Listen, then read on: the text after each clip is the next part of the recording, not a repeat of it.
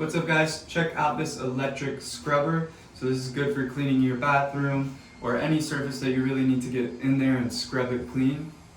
So it was easy to put together, just a couple pieces, twist them on, just like that. You could actually just remove this top piece and use it as a hand scrubber. It even has handles right there for your hands, which is good.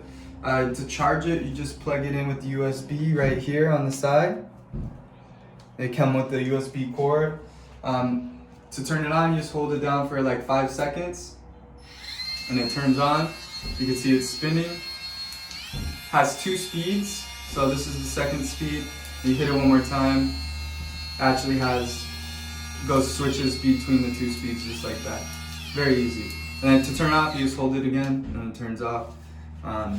And also, what's cool about this one is it comes with a lot of attachments. So you have this kind of like hockey puck attachment if you need to scrub like a hard surface.